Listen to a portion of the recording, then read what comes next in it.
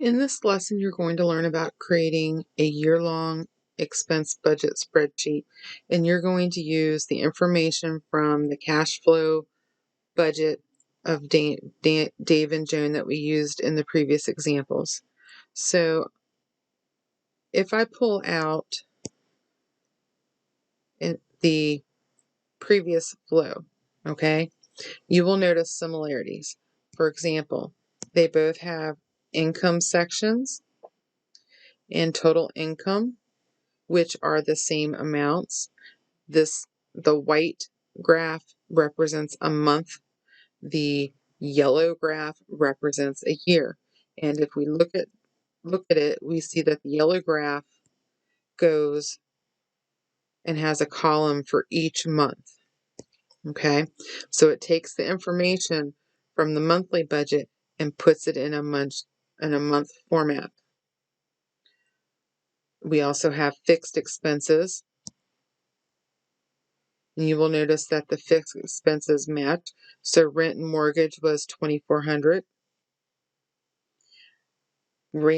Car loan payment was $200. And you notice when you get down to homeowners insurance, we've got a couple of extra things. We have life insurance, tuition, and taxes. These are also considered fixed expenses when you're doing a year-long budget because they occur every year. And if we look over on our sheet, life insurance actually falls in the non-monthly related expenses. Tuition falls under that, and so do taxes.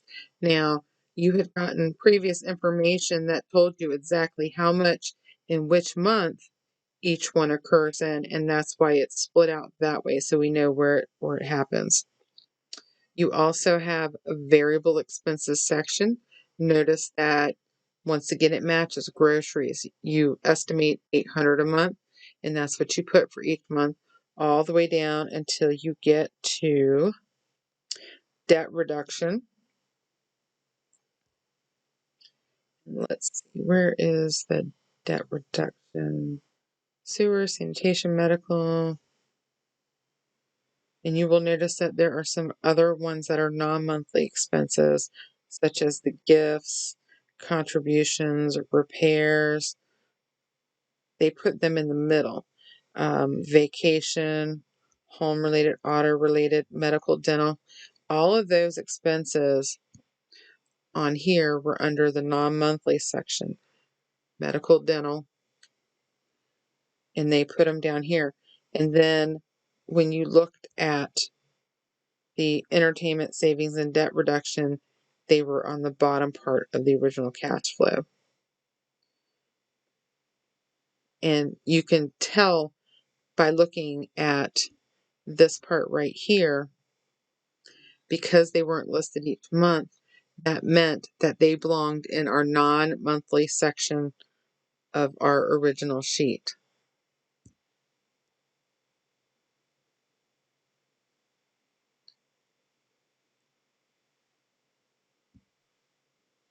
Okay, so notice that some months have expenses that are higher than others.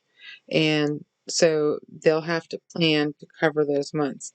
So for example, obviously in January, February, March, April, May, June, in July, you have a vacation amount that you added. If you look up here at the fixed expenses, some of the big differences are the $2,000 in taxes in February and September. So these months you'll have to make sure you make a plan to cover those additional amounts.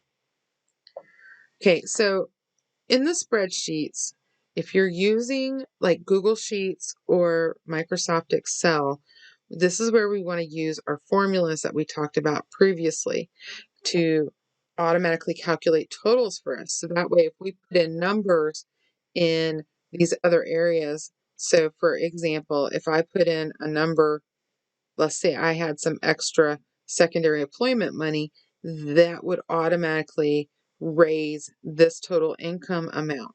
So we would want to use a formula. So what formula would we use for January? What entries would appear for each of the months in this row if the same formula applied for the months? So if we want to add all of the expenses, now I cut out pieces of this to make it easier to see. You can tell that we have the rent mortgage we would have to add for here, and we would want to add everything in between. Okay, so we want to add everything in between. Now, we could do this with a calculator, but there's like 20 or 30 things on there, so that would be a lot of addition. And then if we change something, the numbers wouldn't change automatically. So by using a formula, we can force it to automatically update.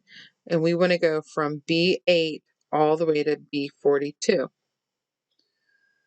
Okay, so the way we would do this is we would write equals sum. Sum is a function that comes in both Google Sheets and Microsoft Excel. And we would do it with the B colon to B42. So this colon right here tells us a range of cells. So it means include everything from cell B8 to cell B42. Sum is the function that says add everything in the parentheses. And then, as we stated before, the equal tells Google Sheets that a calculation is to be performed.